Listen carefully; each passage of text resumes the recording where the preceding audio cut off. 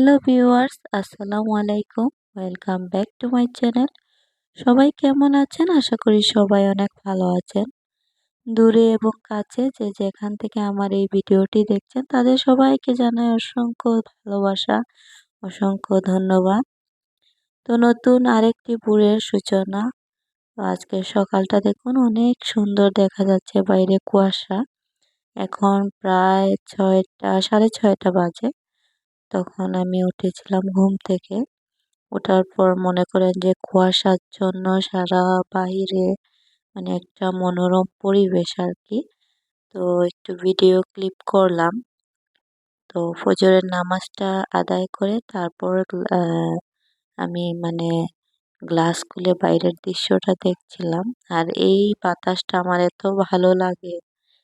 তারপর এই তো এখানে একটু কোরআন শরীফ পড়বো। আজকে যেহেতু সেহরি খাওয়া হবে, সেহরির জন্য কি কি রান্না করছি, আজকে সারাদিন কি কি করলাম, আজকে ব্লগে সবকিছু থাকবে। তো ভিডিওটা স্কিপ করবেন না। ভিডিওটা অনেক সুন্দর হতে যাচ্ছে। যারা যারা ব্লগিং ভিডিও পছন্দ করেন তাদেরকে রিকোয়েস্ট করব একটা লাইক দিয়ে আমার ভিডিওটা সম্পূর্ণ দেখুন। তারপর নামাজ শেষ করে চলে গিয়েছিলাম ছাদে। আহ এই যে মানে বালিশ, কোল বালিশ, কম্বল আছে, ওইগুলাকে শুকানোর জন্য। তো এখানে আমার মেয়ের যে ছোট কম্বল আর আমাদের বড় যেটা 2 পার্টের কম্বল ছিল ওইগুলা শুকিয়েছি, বেডটাও শুকিয়েছি। তো যেহেতু আজকে রমজান, সেহেতু ভাবলাম যে রমজান মাসে আহ, কয়েকদিন যাবে ঝামেলায়, তাই আগে ভাগে শুকিয়ে নেই এগুলা। আর বিছানা চাদরও চেঞ্জ করব। আর এখানে আমি আমার সম্পূর্ণ ঘর ঝাড় দিয়েছিলাম 3-4 দিন আগে, বাট আমার বেডরুমটা ঝাড় দেওয়া হয়নি, তো ওইটা ঝাড় দিলাম আর কি। তো বেডরুম ঝাড় দেওয়ার পরে আমার যে ড্রেসিং টেবিল ছিল, এখানে মনে করেন এই কয়দিনের রেগুলার স্কুলে যাওয়া আসা, ক্লিপ, প্যান্ট সবকিছু এখানে জড়ো হয়ে গেছে। পারফিউমটার সবকিছু এলোমেলো। তো এগুলাকে ভালো করে ডিপ ক্লিন করে তারপর গুছিয়ে রাখছিলাম আর কি। তো আজকে মনে করেন যে অনেক কাজ আছে, তার উপরে আবার এগুলাও করছিলাম। তো মানে এগুলা রমজান যেহেতু আসছে, একটু ডিপ ক্লিন করছিলাম যাতে রমজানের ফ্রেশনেসটা পাই আর কি। ফ্রেশ ফ্রেশ একটা ভাব থাকার জন্য, এই জন্যই আর কি। যারা যারা আমার মতো তারা বুঝতে পারবেন। আমি তো এমনিতেই ক্লিন থাকি, তারপর আবার রমজান যেহেতু এসেছে সেহেতু আরো একটু ভালো করে সবকিছুকে ডিপ ক্লিন করছিলাম। তো এই তো আমার ড্রেসিং টেবিলে এগুলা পরিষ্কার করে ফেলেছি, গুছিয়েও রেখেছি। তারপর আমার যে ফার্নিচার গুলো ছিল, ঘরের সব ফার্নিচার গুলোকে আমি ক্লিন করেছি। তো সব ভিডিও ক্লিপ তো আর করতে পারিনি, অফ ক্যামেরায় সবকিছু করেছি। আপনাদের সাথে যতটুকু শেয়ার করার ততটুকুই শেয়ার করেছি। তারপর চলে এসেছি এখানে, আমার ফ্রিজের অবস্থাটা দেখেন। রমজান এসেছে, মাছ মোরগ মাংস, তারপরে ছোলা বা ফ্রোজেন যে ইফতার আমি বানিয়ে রাখি, ওইগুলা বানাতে হলে তো আমার এই ফ্রিজের ডিপটা দরকার। 2টা ফ্রিজের এমন অবস্থা হয়েছে, আইস জমে। আমি তো কিছুদিন আগে ফ্রিজ পরিষ্কার করেছি, জাস্ট উপর পরিষ্কার করিনি, নিচ পরিষ্কার করেছি। যেহেতু আমার 2টা ফ্রিজ একসাথে ডিপ আর নর্মাল পরিষ্কার করা সম্ভবই না। আর এই ভিডিও ক্লিপটা ছিল 3-4 দিন আগে। তো এই আমার কিচেনে যে ফ্রিজটা থাকে ওইটা আমি ক্লিন করার জন্য রেখেছিলাম। তো আম্মা ওই সময় আসছিলেন, আমার আম্মা। তো ওই সময় আমার আম্মা এটা ক্লিন করে দিয়ে গিয়েছিলেন। তো এই ভিডিও ক্লিপটা রয়ে গিয়েছিল, তাই ভাবলাম আপনাদের সাথে শেয়ার করি। আর আজকে আবার আমি আমার যে ডাইনিং রুমের যে ফ্রিজটা ছিল ওইটা আমি ক্লিন করেছি। তো অফ ক্যামেরায় ক্লিন করেছি আর কি। তারপর সবকিছু গুছিয়ে রেখেছিলাম। এটা হচ্ছে আমার কিচেনের ফ্রিজ আর কি। আর এটা হচ্ছে আমার ডাইনিং যে এরিয়া, ওইখানের ফ্রিজ। তো এটা আমি অফ ক্যামেরায় মানে ক্লিন করেছি, এটা আজকেই ক্লিন করেছি। তো এটার মধ্যে যেগুলা মানে ফ্রোজেন যে মাছ মাংস এগুলো রেখে দিলাম। তো ক্লিন করার পর এত ভালো লাগে আর এতটা মানে স্পেস বের হয়েছে, কি আর বলবো। মানে ডিপের মধ্যে যখন আইস জমে যায় মাথা খারাপ হয়ে যায়। আর এখানে কিছু কাপড় ছিল, তো ওইগুলা ধুয়ে ছাদে নিয়ে শুকাতে দিব আর কি। এখানে আমি ছাদে যখন কাপড় দেই তখন এই যে দড়িগুলা থাকে ওইগুলাকে ভালো করে মুছে দেই, কারণ যখন কাপড় থাকে না তখন মানে ধুলা এসে এই যে কেমন ময়লা করে দেয় দড়িগুলোকে। আর এখানে আমার মেয়ের স্কুল যেহেতু বন্ধই দিয়ে দিয়েছে, তো ওর স্কুল ড্রেসগুলো আমি ভালো করে ধুয়ে শুকিয়ে আয়রন করে রেখে দিব গুছিয়ে, যেহেতু 1 মাস স্কুল বন্ধ থাকবে, ঈদ পরে খুলবে তাই। আর এখানে তো ওর আব্বুকে নিয়ে যা দৌড় ঝাঁপ করছিল, তো যারার সাথে খেলাধুলা করে ওর আব্বু পরে চলে যাবেন। এইখানে আমি আমার নামাজের ওড়নাটা যেটা রেগুলার ইউজ করি ওইটা ধুয়ে দিয়েছিলাম, যেহেতু আজকে নামাজও পড়বো। এটা অলরেডি ধোয়াই থাকে, সব সময় ধুই। তো আজকে ভাবলাম যে যেহেতু আজকে তারাবি করব, তারাবি নামাজ পড়বো, তাই একটু আরো ভালো করে ধুয়ে নিই। এরপর চলে আসলাম নিচে, চলে এসে মানে বাসায় ছাদ থেকে চলে এসে তারপর এখানে আমার একটা মশলাদানি কিনেছিলাম। আগের ভিডিওতে আপনারা হয়তো দেখেছেন যারা যারা পুরনো ভিউয়ার্সরা। তো এই মশলাদানিটা কেনার একমাত্র রিজন হচ্ছে এই যে মশলাগুলো আছে ওগুলাকে মানে একসাথে রাখার জন্য। তো এখানে যারা আব্বু মানে এই রমজানের বাজার করার আগে একবার দারচিনি এলাচ লং ওইগুলা এইরকম প্যাকেটে নিয়ে এসেছিলেন, যেটা একটু আগে দেখলেন আর কি। তো ওই প্যাকেট থেকে যে মশলা বের করতে কতটা আমার মানে অসুবিধা হলো সেটা আপনারা একটু সময়ের ভিডিওতে বুঝতে পারবেন না। তো মোটামুটি এখানে জিরা, গরম মশলা, মাংসের মশলা, তারপরে গরুর মাংসের মশলা, মুরগির মাংসের মশলা, তেজপাতা, দারচিনি, এলাচ একটা মানে বক্সের মধ্যে সবগুলো জায়গা হয়ে গেছে। তো এটাই আমি চাচ্ছিলাম যাতে একটা একটা করে বয়াম না বের করতে হয়, একটার মধ্যে সব মানে উপকরণ রাখা যায় ঝটপট, যেহেতু রমজানে অনেক কাজ থাকে। এরপর চলে আসলাম পেঁয়াজ কাটতে। তো একটা বাদে আরেকটা কাজ আছে, আপনারা দেখতেই থাকুন। যারা যারা ব্লগিং ভিডিও পছন্দ করেন তারা তাদের ভালো লাগবে, আর যদি ভালো লাগে অবশ্যই একটা লাইক দিয়ে দেবেন আমার ভিডিওটিতে। তো মশলাপাতি সবকিছু করছিলাম, যেহেতু আজকে সেহরির জন্য রান্না করব। তো কি কি রান্না করি ভিডিওটা দেখতেই থাকুন, তাহলেই দেখতে পারবেন সেহরির জন্য কি কি রান্না করছি। তো এখানে আমি কিছু পেঁয়াজ মনে করেন বড় বড় করে কেটে নিয়েছি একটু, আর কিছু পেঁয়াজ আমার মানে ব্লান্ডার যেটা দিয়ে আমি পেঁয়াজ কুচি করি ওটা দিয়ে কেটে নিয়েছিলাম। এরপর তো মানে পেঁয়াজের কলি ছিল ঘরে, ওইগুলোকেও কিছু কেটে নিব, যেহেতু রান্না করব পেঁয়াজের কলিটা দিব।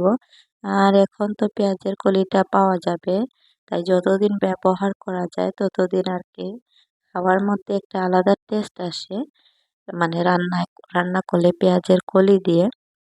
তো এখানে আমি পেঁয়াজের কলি এগুলো কেটে রাখবো। আর কাজের তো শেষ নেই, এত এত কাজ কোনটা রেখে কোনটা করব মাথায় কাজ করে না। তো মানে আমি এখন ভয়েস দিতে গিয়ে আমি মনে করেন যে বোরিং হয়ে যাচ্ছি, যে এত এত কাজ আমি কিভাবে করলাম। যখন মানে কাজ স্টার্ট করি তখন কিন্তু এরকম লাগে না, মনে করেন যে কাজের একটা মাথার চাপ থাকে যে এটা পরে ওইটা করব, ওইটা করে ওইটা করব। মানে তখন আর মানে করি না নিজেকে, মানে একটা যে রেস্ট দিব ওই টাইমটাই পাই না। তো এখানে লেবু কেটেছি, আহ আমরা দুপুরে খাওয়ার জন্য লেবু কেটেছিলাম। এরপর চলে আসলাম যে তেলাপিয়া মাছ নিয়ে এসেছিলেন আমার হাজবেন্ড, ওইগুলাকে কেটে মনে করেন ভুনা করব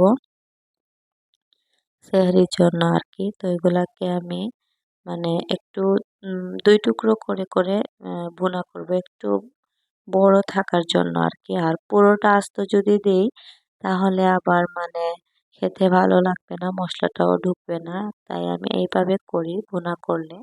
তো এই মাছটা একটু ভেজে আমি ভুনা করব যেহেতু ওনারা মানে ফিশারির মাছটা স্কিপ করেন সেহেতু একটু ভেজে রান্না করলে খেতেও পারেন। আর ওইদিন খেয়ে মানে বলছেন যে ভালো লাগছে, তাই আমি ভাবলাম যে একটু তেলাপিয়া মাছ ভুনা করি। তো তেলাপিয়া মাছ ভুনা করার আগে এখানে আমি তেলের মধ্যে একটু ভেজে নিব। আর এটার রেসিপি একদমই সিম্পল। এটার মধ্যে আমি আহামরি কিছুই ব্যবহার করব না। তো মাছটা এমনভাবে ভাজতে হবে যাতে পুরোপুরি মানে ভাজা মাছের মতো না হয়, যেটা আমরা ভাজা মাছ খাই ওইটার মতো যেন না হয়। একটু কম বা জাস্ট শুধু ভেঙে যায় না বা ওর একটু পানি থাকবে, ওইটা মাছের পানি শুকিয়ে যায় এরকম ভেজে তারপর তুলে ফেলবো। আর এখানে আমার মেয়ে মানে এত দুষ্টামি করছিল। ও মানে একবার বলে, "মাম্মি আমি পটি করব, মাম্মি মানে শি দিব।" তারপরে আবার কিছুক্ষণ পরে আসে বলে, "মাম্মি আমাকে স্যুপ বানিয়ে দাও।" এবার না হলে বলবে, "মাম্মি আমাকে ইয়ে করো, জেলি দিয়ে ব্রেড দাও।" আবার একটু পরে এসে আবার বলছে যে, "মাম্মি আমাকে নুডলস বানিয়ে দাও।" মানে একদম নাজেহাল অবস্থা। ও যখন দেখে আমি একটু বেশি কাজে তখনই ওর কত আবদার, মানে আবদারের শেষ নাই। তো যাই হোক, ও দুষ্টামি করছিল। ওর একটা না একটা প্রবলেম। বলবে এসে, "মা আমি পানি নিয়ে খেতে পারছি না, তুমি পানি দিয়ে যাও আমাকে।" মানে তখন কিন্তু ও পানি খাবে না। যখন দেখছে আমি ভিডিও শুট করছি বা রান্না করছি তখনই ওর পানি খেতে ইচ্ছে করে বা ওইটা খেলনা এনে দাও। টিভি মানে মোবাইল দেখবে না, টিভি ছেড়ে দাও। টিভি দেখলে বলবে মোবাইল ছেড়ে দাও। এই অবস্থা আরকি। তো এখানে আমি কিন্তু বেশি কিছু মসলা ইউজ করিনি। জাস্ট হলুদ গুঁড়া, মরিচ গুঁড়া আর ধনিয়া গুঁড়াটা ইউজ করেছি। তারপরেই তো আমার তরকারিটা হয়ে গেছে। এখন কাঁচামরিচ আর ধনেপাতা দিয়ে নামিয়ে ফেলবো। তো আমার ফোনে যে কি একটা অবস্থা হইছে, মানে ভিডিও আমি এডিট করার পর মানে ডাউনলোড করতে গেলেই একটা সমস্যা। ডাউনলোড হতেই চায় না, মানে জাস্ট মেমোরি কার্ড ফুল দেখায়। তো কথা বলতে বলতে এখানে আমার রান্নাটা হয়ে গেছে। কেমন হলো তরকারিটা সবাই কমেন্ট বক্সে জানাবেন। শুধু এই তরকারি না, আরো অনেক তরকারি আছে। তো দেখতেই থাকুন ভিডিওতে, তাহলে বুঝতে পারবেন কতটা তরকারি রান্না করেছি। তো এখানে মানে কই মাছ ভুনাও করব কিছু। দেশি কই মাছ যেহেতু গতকালের ভিডিওতে দেখেছিলেন আপনারা। তো দেশি কই মাছ ফ্রেশ ভুনা করলে সবাই পছন্দ করবে খেতে। তো এখানে কই মাছগুলো দিতেই কিরকম একটা কুঁকড়ে গেছে। পরে আবার আমি হাত দিয়ে চেপে চেপে এটাকে ঠিক করে দিয়েছি। কাজ একটা পরে আরেকটা করছিলাম আর আপনাদের সাথেও শেয়ার করছিলাম। সব ভিডিও গুছিয়ে মানে করা সম্ভবই হয় না। যতটুকু যেইটা ভিডিও করেছি ততটুকুই আপনাদের সাথে শেয়ার করেছি। এই ভুনাটা একটু শুকনো শুকনো করে আমি করেছি, মানে এটা বলতে মাছ ভাজির মতো আর কি, একদম শুকনো শুকনো। জাস্ট মশলা পেঁয়াজের মধ্যে হালকা মশলা দিয়ে একটু ধনেপাতা কাঁচামরিচ ছিটিয়ে দিয়েছিলাম। আর এখানে তেলাপিয়া মাছ ৪টা, আমরা যেহেতু ৪ জন ৪টা ফ্রাই করেছি খাওয়ার জন্য। আর এখানে মুরগির মাংস মনে করেন ভিজিয়ে রেখেছিলাম, এগুলাকে ভালো করে ওয়াশ করে নিব। তো মুরগির মাংসটাও ভুনা করব। তো আরো অনেক তরকারি আছে, আপনারা সাথেই থাকবেন তাহলেই দেখতে পারবেন। আর এখানে আমি মুরগির মাংসটা বসিয়ে দিয়েছি। এটা হচ্ছে মানে লাল মোরগ যেটাকে আমরা বলি ওইটা। তো এটা রান্না করব। একটু বেশি করে পেঁয়াজ দিয়েছি যেহেতু মনে করেন যে তেমন একটা ঝোলও দিব না আবার তেমন একটা শুকনোও রাখবো না, তাই পেঁয়াজটা একটু বেশি দিলাম। তো মুরগির মাংস রান্না তো আপনারা যারা ভিউয়ার্সরা আছেন আমার পুরনো, তারা হয়তো দেখেছেন আমি কিভাবে রান্না করি। তো এটা আর মানে বললাম না আজকের রেসিপিতে কি কি ইউজ করেছি, আপনারা দেখে বুঝে নেবেন। তো আপনারা ভিডিওটা দেখতে থাকুন আর অবশ্যই আমার চ্যানেলটিকে সাবস্ক্রাইব করতে ভুলবেন না।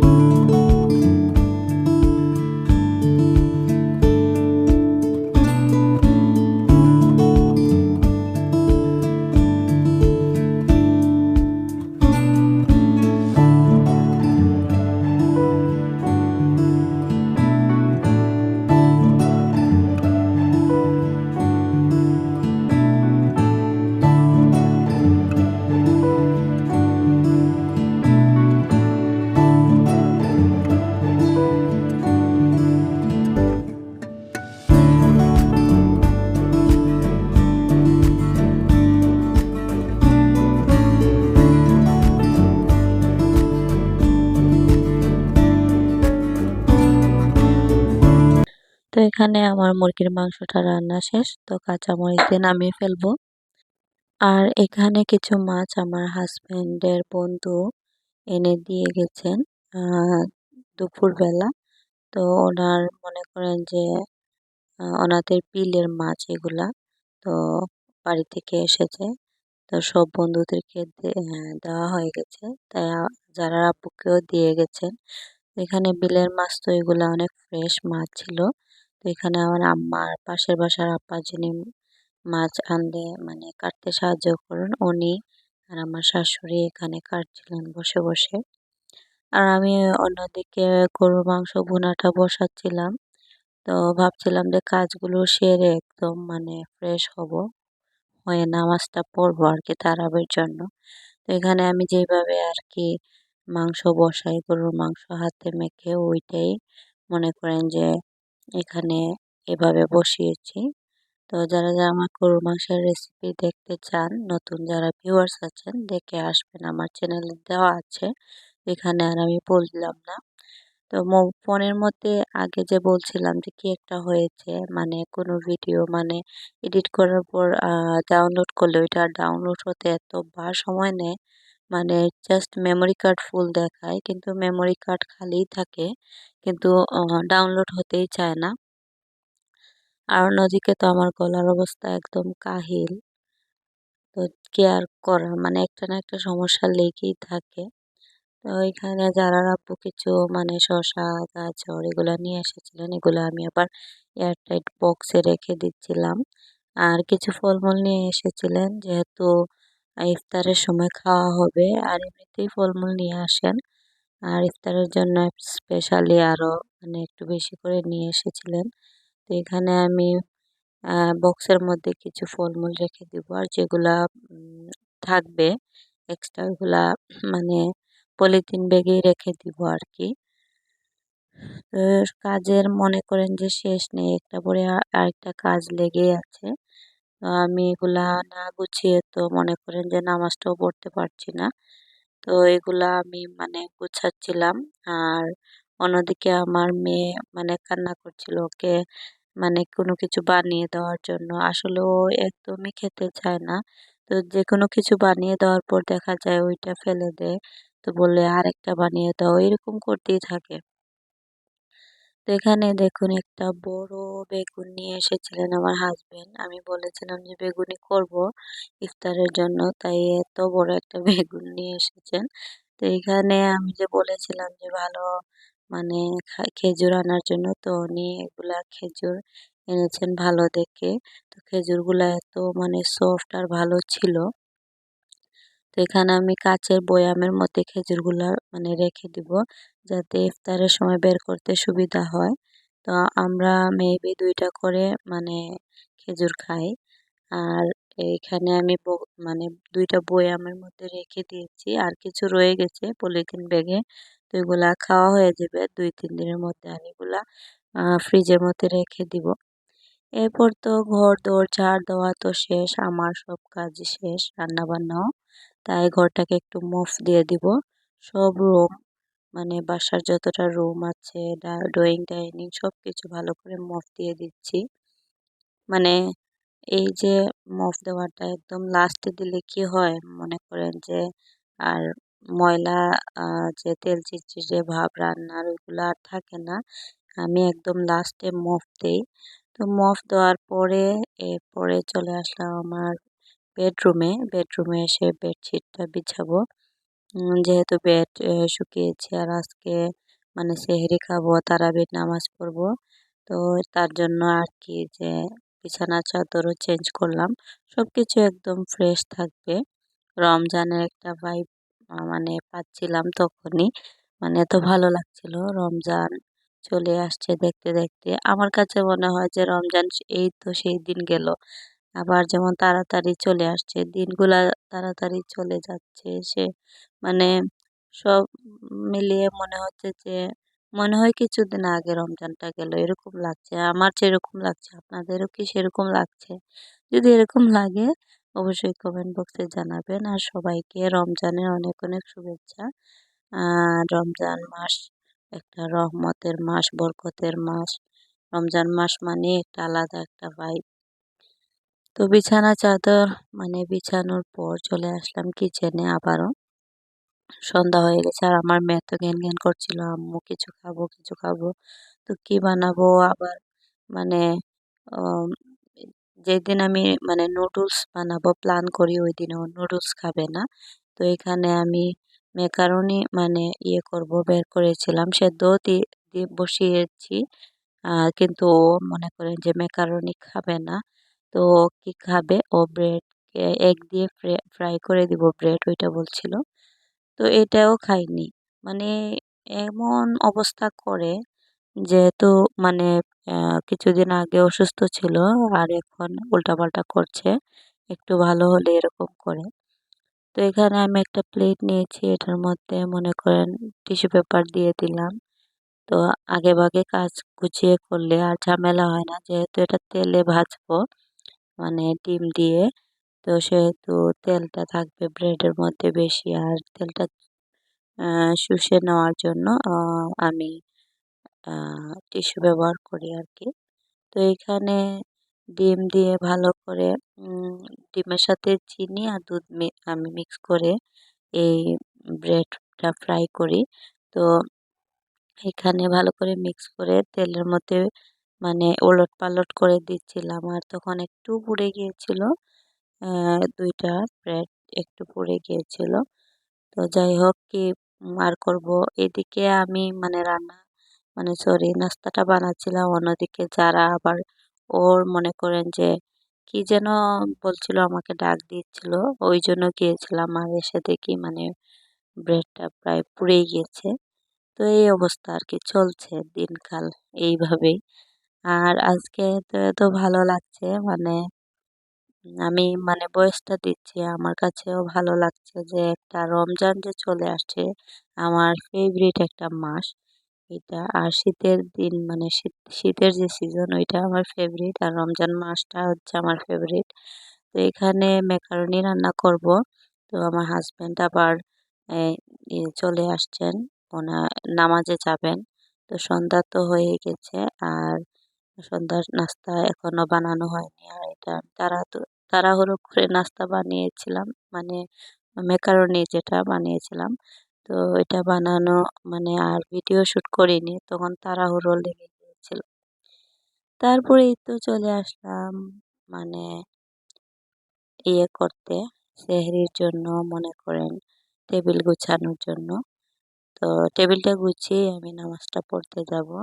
আগেভাগে টেবিলটা গুছিয়ে রাখছি, কিছু কাজ আগেভাগে গুছিয়ে রাখলে মানে সেরে রাখলে আর পরে ঝামেলা হয় না। তো আমার আজকের ভিডিওটা আপনাদের কাছে কেমন লাগছে, যদি ভালো লাগে অবশ্যই কমেন্ট বক্সে জানাবেন। তো সবাইকে রমজানের শুভেচ্ছা জানিয়ে আজকের ভিডিওটা এখানেই শেষ করব। দেখা হবে পরবর্তী ভিডিওতে, সেই পর্যন্ত সবাই ভালো থাকবেন, সুস্থ থাকবেন, আনন্দে থাকবেন, আর অবশ্যই জেড চৌধুরী ফ্যামিলি ব্লগের সাথেই থাকবেন। তো সবাইকে রমজানের আবারও শুভেচ্ছা জানিয়ে বিদায় নিলাম। আসসালামু আলাইকুম।